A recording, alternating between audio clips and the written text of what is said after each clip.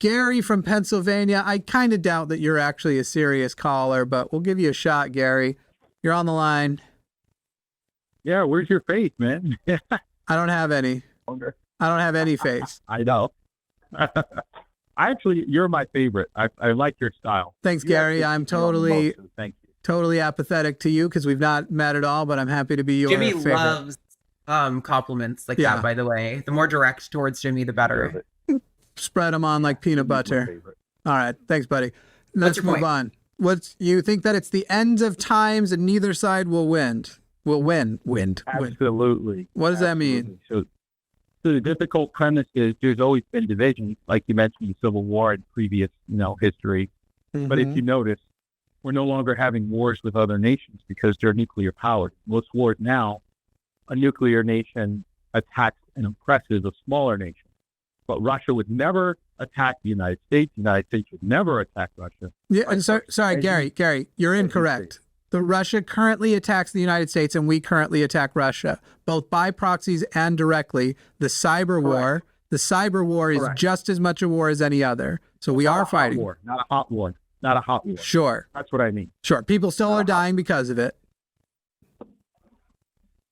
Yeah, we're too packed to the gills to have a hot war. So that's my point. Uh-huh. So would you agree that that the rhetoric has been taken to a level never seen before? This phrase unprecedented has been used? No. If you actually read the history of civil wars, I would agree that the distribution is unprecedented because of the availability of it. But I would say that America isn't even the worst current example. Israel-Palestine, for example, is had a worse days leading up to their war than America to whatever civil war. And actually civil wars in the past, you can actually look at past civil wars and kind of see how far or not we are actually from one based on how much we resemble what are pretty reliable models from the past. I stand corrected. You're right. With the advent of technology, we're actually getting a window into each individual. And it's a good thing. More than any competitor before. In 2000, we were doing in the 2000s, we were just as horrible and evil in the Middle East, if not more, as Israel is being. But because of the non-ubiquity of smartphones and high-definition cameras, we got away with a lot, which is why George W. Bush is a horrifying war criminal. And as cool as he is, and as much as I like him personally, Obama is a war criminal, and it's fucking disgusting. Dick Cheney too. Don't forget Dick Cheney. Brother, I never forget Dick Cheney. Right. So here's the thing. With more technology, we're actually seeing how more hardened we actually are. Correct. So, let's say Harris wins. So they like Alan Lichtman. Alan Lichtman says Harris is winning, and I believe it. But if Harris wins, all the Republicans, they're not going to support her. They're going to actually stymie her, block her. Yes. So even if someone wins, we still lose. And the division's getting worse. It's not getting better. Gary, Donald Trump represents a hopefully dying Christian nationalist movement. And at the end of the day, we are going to rely on the continued innovation and development of things that at a certain point, the right is going to have to come to terms with. And they already have. So yes, are things being threatened right now that we recently got rights for? Absolutely. But overall, are we in a better place? Even the Republicans do not dare repeal the ACA without a similar type of credit system. They know that they can't. So even this baseline type of healthcare thing, we've already moved the Overton window on that. Now, the Overton window on political decency has changed most dramatically. However, actual baseline policy, technically, gradually, we are, as a civilization, moving toward the left without having yet gotten to the left. That is very encouraging stuff. And here's the beautiful thing, Gary. We give them all of those extra rights and benefits and human respect, even if they don't want it, and eventually they do. Look at the history of things in this country, like Social Security and all of that other shit. It is. But what about the sentiment? Now, would you say that people are happier now? Would you say that the division, or even if we get all this wonderful policy, which is making our lives more peaceful, less crime, better quality food products, hygiene products, but there's still uneasiness like never before. Sure. So how do we explain that we're actually getting less happy with some of the advancements in technology, wouldn't you think that we're getting closer to the black hole or the end? No, happiness is a bizarre thing to try and even measure in the first place, and whether or not our political woes are what are doing us, or the fact that our ancestors only would have had a handful of stimulus per day, and we literally cannot go more than a few seconds without seeking stimulus. And by the way, right as I said that, probably 100 people who are watching were like, oh, I just got a notification on my phone let me go check this comment on Instagram. We literally seek stimulation all day nonstop. It's not a fucking surprise that now generalized anxiety disorder and ADHD are like fucking defaults in our society, because it's as though we're throwing them at people. But all of that can be solved. And medical advancement. Are you ruling out extinction? Are you saying because you're no? I think humans are fucking garbage. Of course not. I agree with scientists that it may be the inevitable. There are scientists who think that it could be the inevitable conclusion, that maybe that's why we don't see aliens out there. That once you hit a certain level of advancement, you are destined to self-terminate. But I don't see that as an imminent threat, just because I think it is a possibility. So since the advent of Mr. Trump, do you think that this style of rhetoric will tamper down, or do you think he is the spawn of a new virus of human behavior? I think the United States is doing it. What about me? And how do we copy that? For example, January 6th, another nation stormed their capital.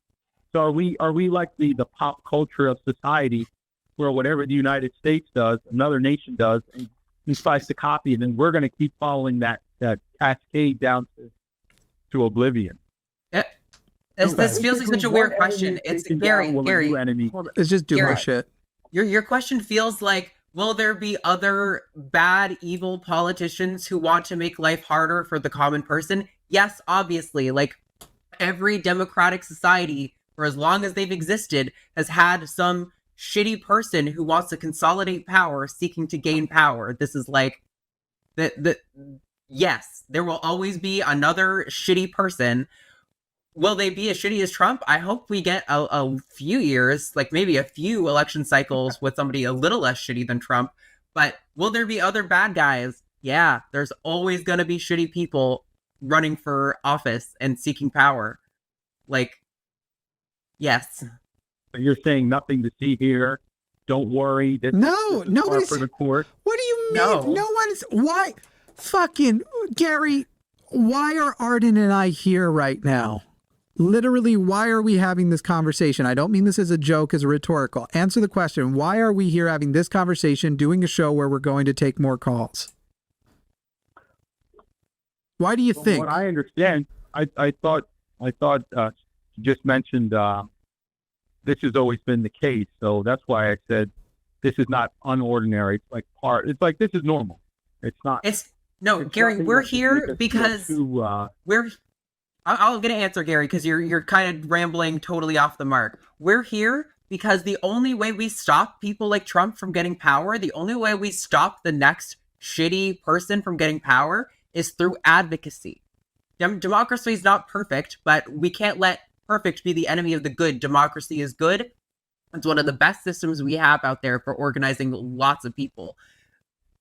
We have to do advocacy like this to prevent these people from getting power, right? We're here to convince people that it is in their best interest to fight against Trump, to vote against Trump.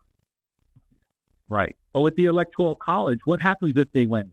Same thing that happened in 2016. We fucking fight like hell for 4 years and hope that we turn things around, and maybe we actually get a semi-decent leftist in 2028. Or if it's your personal thing of like you fought and you've been worn down and you have the resources to go elsewhere, it's kind of a bitch move because so many people don't. But at a certain point, if you've paid your dues, go become a refugee in New Zealand. But if they win, it fucking sucks and we keep fighting.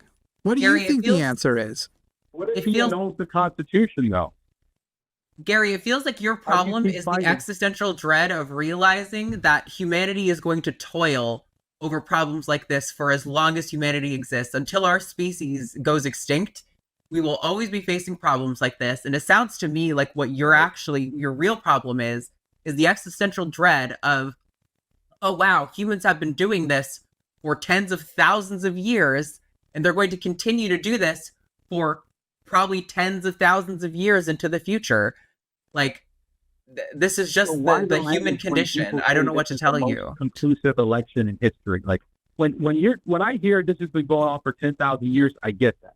But I also hear language where people say this is probably the most conclusive election in our history. So how do you I mean hear conclusive? What do you mean conclusive?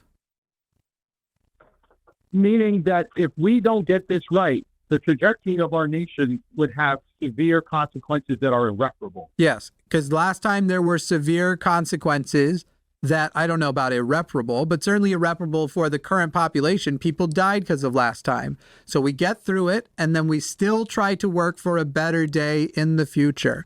But honestly, just this whole, okay, but what if this? What if this? Gary, what if what?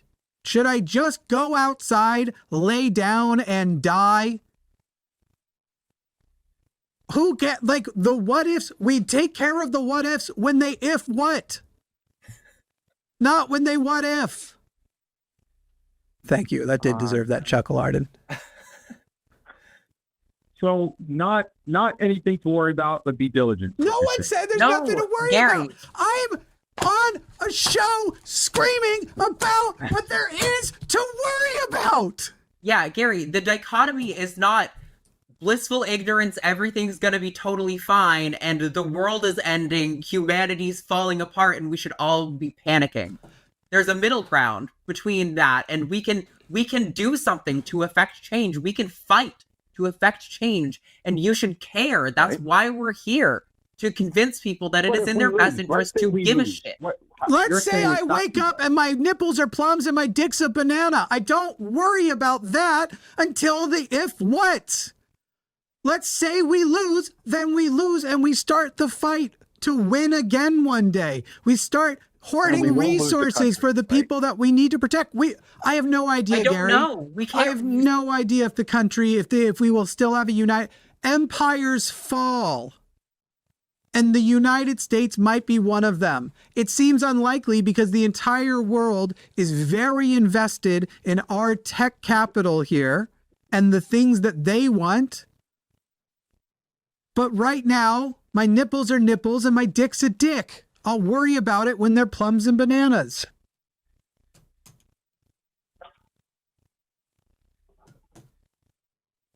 Last words, Gary. I guess we'll leave it off with good enough. I guess we'll leave it with that wonderful statement. You're welcome. Thank you, Gary. Plums and bananas. Yes, thank you. Look forward to our new shirt that's just a banana with a couple of plums. It's really frustrating to lay out, like, why this is all important, than to have someone be like, oh, so it's all just fine? No! It's Nobody's really not saying that. fine. If it was fine, I wouldn't be here. We do a Right. call-in show about Lord of the Rings like Forrest wanted to do. Right? Yeah. That would be it. I did a podcast today. Jimmy Snow has a podcast available where podcasts are. Lots of them. Podcast? Jimmy Snow has a podcast. It was phenomenal, but it also was sad because we talked about a lot of sad fucking things, like Netanyahu's fucking Nuremberg speech today. Like, fucking Christ, what a guy. What a fucking guy. Hey, thanks for watching that clip. Did you know we saw what you were doing when you watched it? We saw all of it. All of it. All of it.